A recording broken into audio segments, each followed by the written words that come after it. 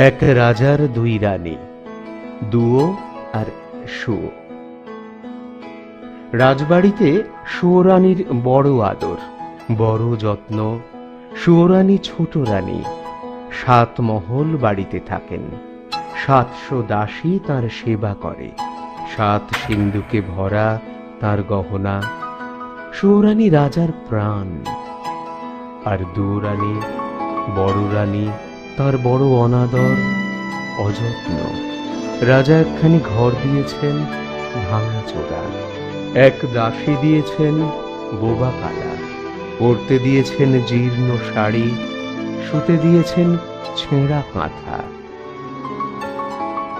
রাজার বেড়াতে যাওয়ার স্বাদ হয়েছে। 7খানা জাহাজ 7 মাস ধরে সাজানো শেষ। 6খানা জাহাজে রাজার চাকর বাকর যাবে, আর সোনার চাঁদোয়া ঢাকা সোনার জাহাজে রাজা নিজে যাবেন। বিদায়কালে রাজা অন্তঃপুরে শুয়োরানীর কাছে গেলেন।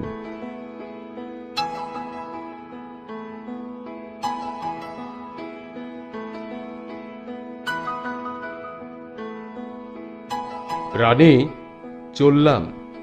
বলো বলো, তোমার জন্য কি আনবো? হীরের রং বড় সাদা, রক্তের মতো রাঙা, 8 কাছা মানিকের চুড়ি পাই তো পরি।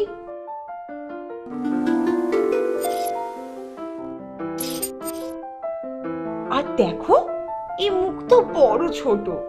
শুনেছি কোন দেশে পায়রার ডিমের মতো মুক্ত আছে, তারই একছড়া হার এনো।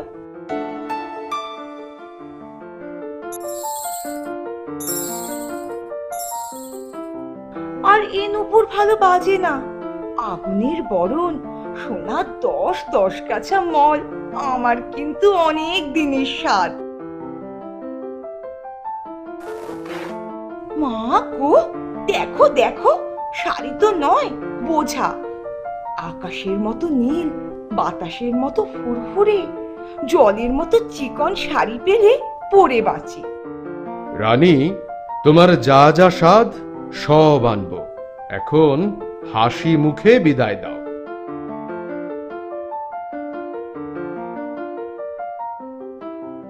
রাজা বিদায় হয়ে জাহাজে চড়বেন। মনে পড়ল দুঃখিনী বড় রানীকে।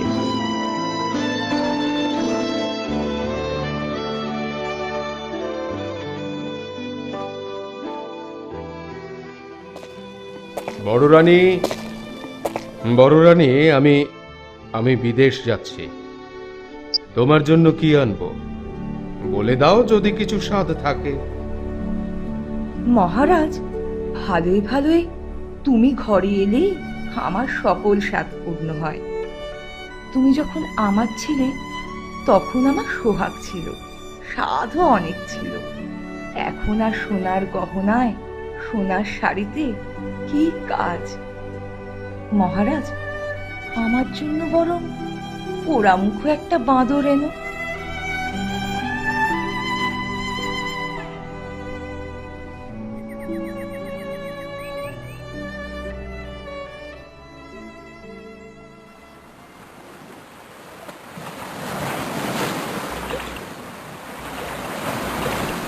রাজা জাহাজে চড়ে দুঃখিনী বড় রানীকে ভুলে গেলেন।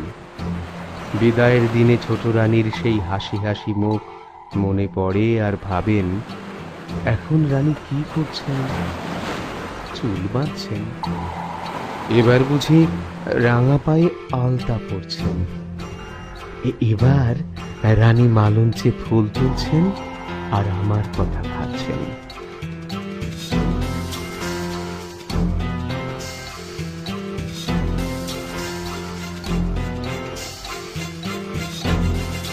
এমনি করে বছর কেটে গেল।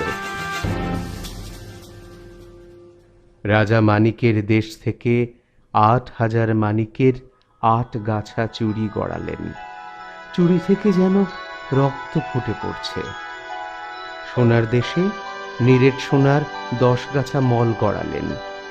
এক জাহাজ রূপোর বিনিময়ে পায়রার ডিমের মতো মুক্তোর হার কিনলেন।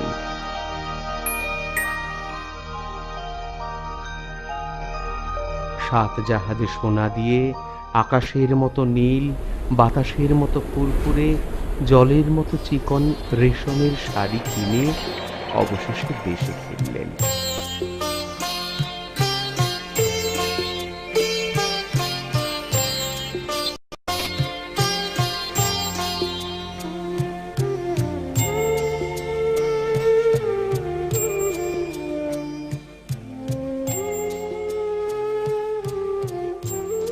আর তখনই রাজার মনে পড়ল, বড় রানীর জন্য বানর তো আনা হয়নি।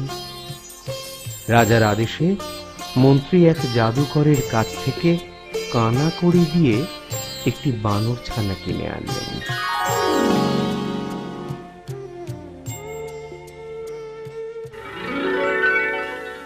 বহু দেশ ঘুরে তোমার পছন্দের গহনা আর শাড়ি এনেছি। রানী, রানী, তুমি গ্রহণ করো।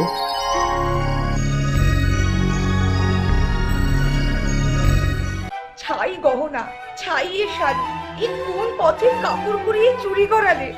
মহারাজ, কোন দেশে ধুলোবালিতে মল গড়ালে? ছি ছি, এ কার বাসি মুক্তোর বাসি হার? এ কোন রাজকন্যার পরা শাড়ি? দেখলে যে ঘৃণা আসে, পরতে যে লজ্জা হয়। নিয়ে যাও মহারাজ, এ পরা শাড়ি, পরা গহনা আমার কাজ নেই।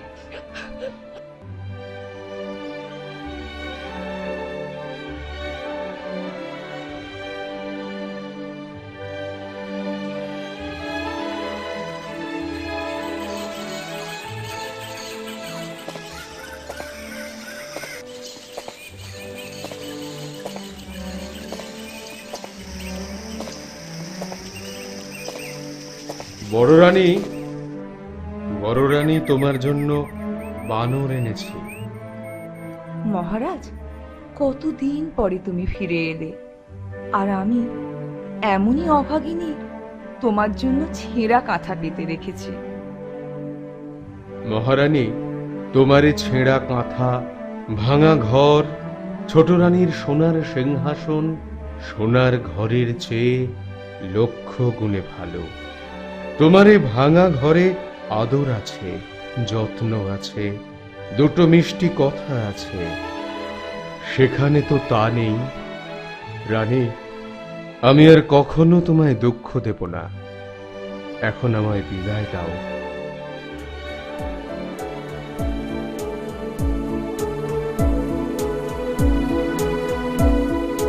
এরপর মাসের পর মাস, বছরের পর বছর কেটে গেল। ছোট রানী 7 মহলে 700 দাসীর মাঝে রইলেন, আর বড় রানী ভাঙা ঘরে দুধ কলা দিয়ে পরম যত্নে বানরের ছানা মানুষ করতে লাগলেন।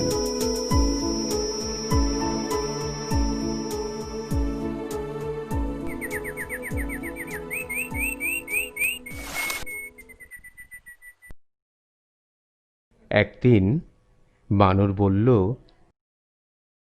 রাজবাড়ির দিকে চেয়ে চেয়ে কাঁদিস কেন মা? তোর কিসের এত দুঃখ? ওরে বাছা, আমি রাজার মেয়ে ছিলুম, রাজার বউ হলুম। 7 মহল বাড়ি, 700 দাসী, 7 সিন্ধুক গহনা সব পেলুম। তারপরে সতীন, ওই রাক্ষসী ছোট রানী, রাজাকে জাদু করে সর্বস্ব কেড়ে নিয়ে আমাকে পথের কাঙালিনী করল। হায়, যদি রাজার কোলে সোনার চাঁদ রাজপুত্র দিতে পারতুম। মা, তুই কাঁদিস নে, আমি তোর সব দুঃখ ঘোচাবো। আমি কাল স্বপ্ন পেয়েছি তোর কোলে খোকা হয়েছে, আর সেই খবর পেয়ে রাজা আনন্দে তোকে আবার রানী করে নিয়ে গেছেন। এখন শুধু 10 মাস চুপ করে থাক, সবাই জানুক বড় রানীর ছেলে হবে। আমি এখন রাজার কাছে গিয়ে সুখবরটা দিই গে।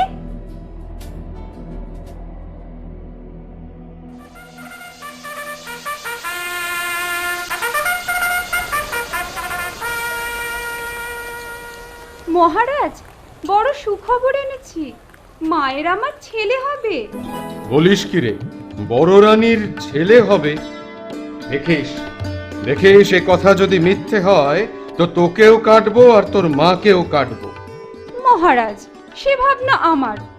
এখন আমায় খুশি করো, আমি বিদেয় হই। বল বল কি চাস? আজ আমার বড় আনন্দের দিন। মহারাজ, ভাঙা ঘরে মা আমার বড় দুঃখ পান। কেন? ঘরের দুয়ার ফাটা, চালে খড় নেই। শীতের হিম ঘরে আসে। সে কি? মা আমার গায়ে দিতে লেপ পান না, আগুন জ্বালাতে কাঠ পান না। হ্যাঁ, সারা রাত শীতে কাঁপেন। তাই তো খুবই অন্যায়। হ্যাঁ, আচ্ছা শোন, তোর মাকে রাজবাড়িতে নিয়ে আয়, আমি মহল সাজাতে বলি। কিন্তু মহারাজ, মাকে আনতে ভয় হয়, ছোট রানী বিষ খাওয়াবে। না না, সে ভয় নেই। নতুন মহলে বড় রানীকে রাখবো, মহল ঘিরে গড় কাটাবো, গড়ের দুয়ারে পাহারা বসাবো, ছোট রানী আসতে পারবে না। মহারাজ, যাই তবে, মাকে নিয়ে আসি।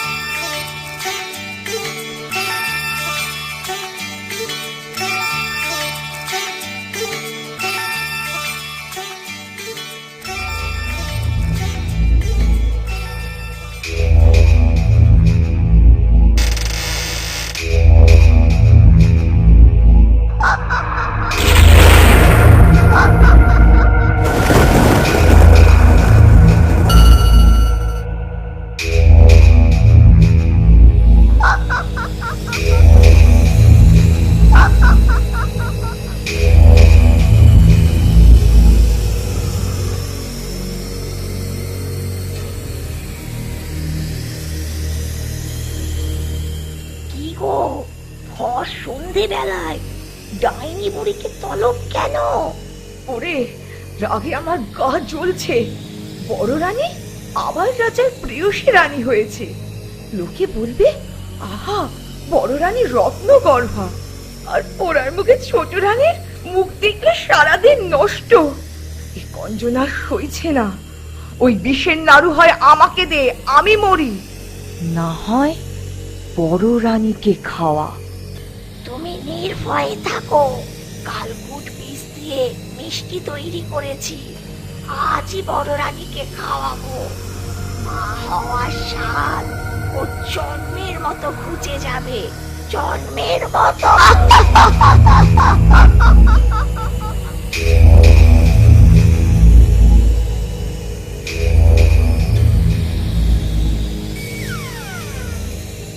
আইলো আয়, এতদিন কোথায় ছিলি? দুয়োরানী বলে কি ভুলে থাকতে হয়? সে কি গো, তোমাদের খাই, তোমাদের পড়ি, তোমাদের কি ভুলতে পারি? এই দেখো, তোমার জন্য যত্ন করে মুগের নাড়ু, ক্ষীরের ছাঁচ, মতিচুর মেঠাই এনেছি। খাও, বেশ করে খাও।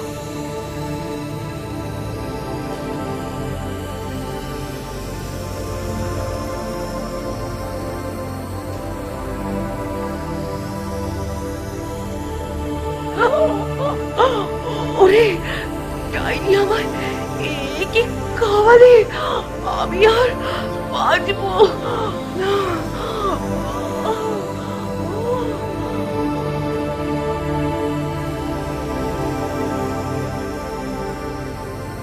কে তুমি? কি দিলে তুমি মাকে?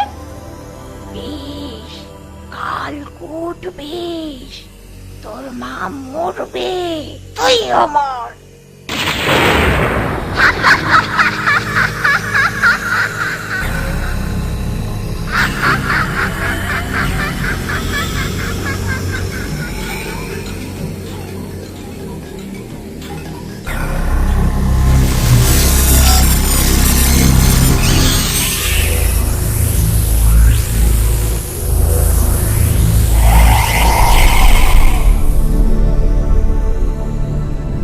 ডাইনিটা বিদেয় হয়েছে, এবার তো মাকে বাঁচাতে হবে।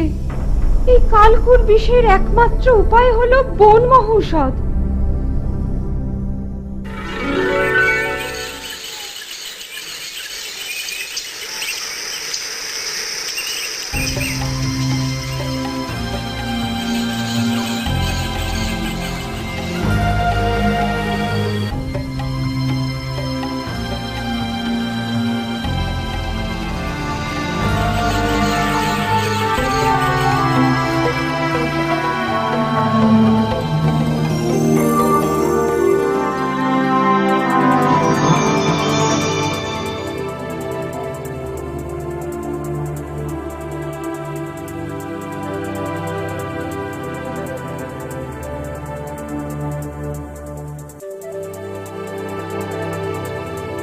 মা, তুমি বিশ্রাম করো, আমি রাজাকে খবর দিই।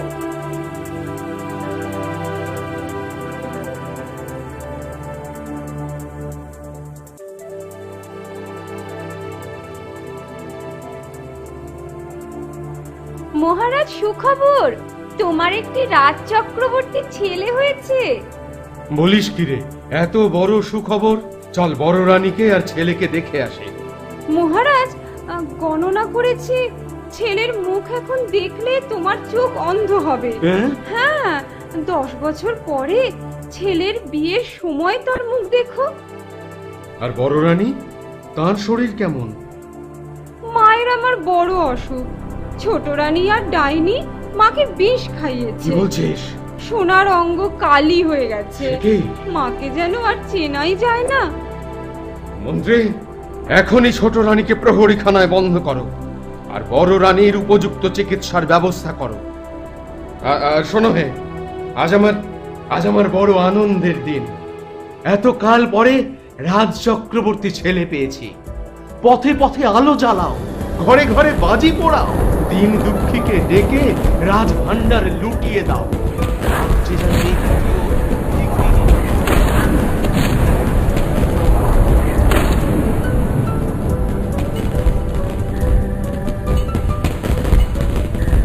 এমনি করে নিত্য নতুন আমোদে দেবতার মন্দিরে পুজো দিয়ে মা কালীর পায়ে বলি দিয়ে দেখতে দেখতে 10 বছর কেটে গেল।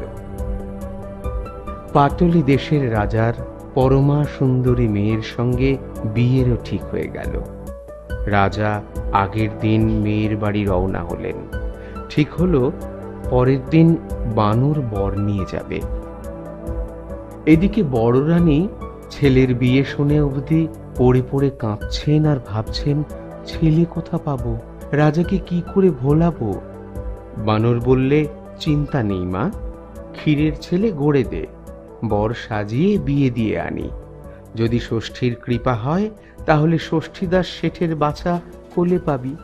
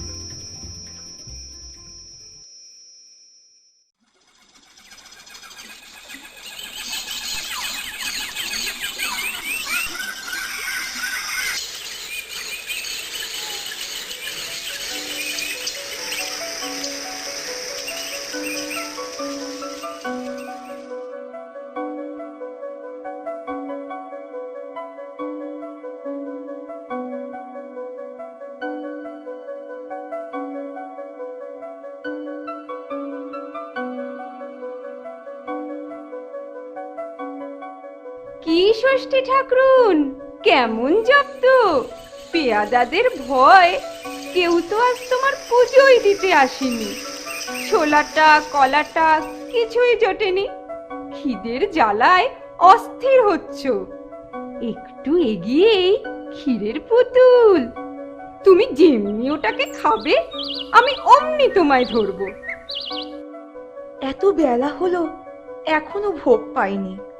ওরে ঘুম পাড়ানি মাসি পিসি, তোরা আয়, দেশের যত মানুষ আছে ঘুম পাড়িয়ে দে। আমি পালকির ভিতর ক্ষীরের পুতুলটা খেয়ে আসি। দেখিস জীবজন্তুগুলো যেন জেগে থাকে, ওরাও দুটি খাবে আমার সঙ্গে।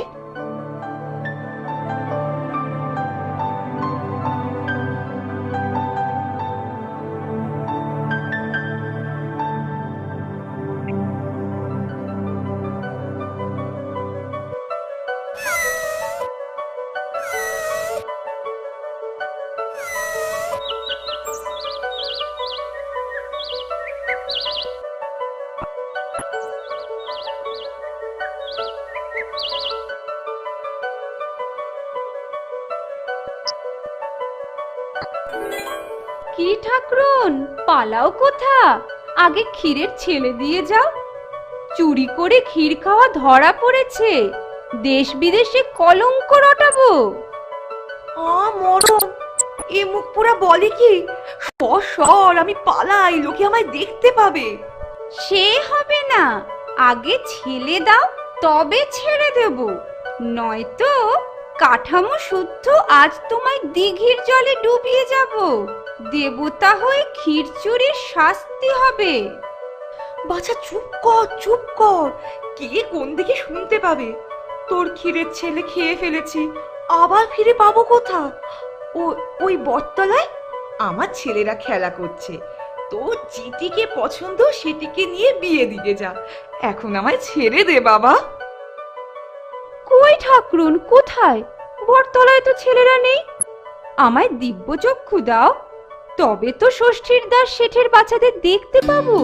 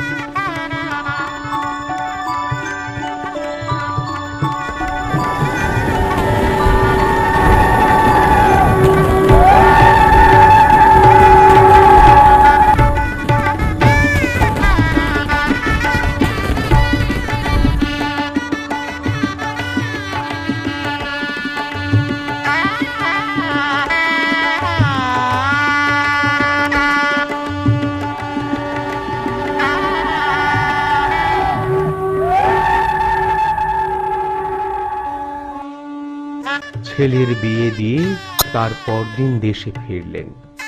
এদিকে বড় রানী 2 রাত 2 দিন কেঁদে কেঁদে ভেবে ভেবে ঘুমিয়ে পড়েছেন।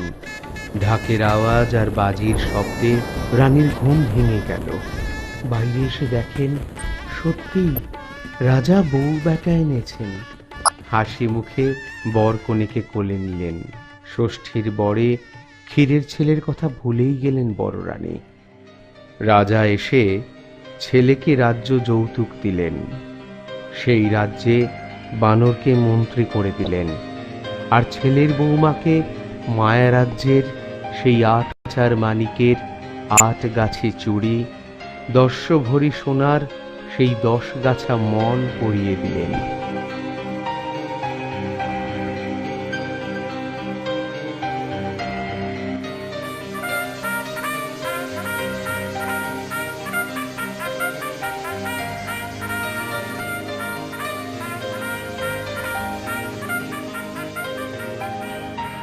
এ কি, রাজ্যের নতুন মন্ত্রী কোথায়? বানর কোথায়?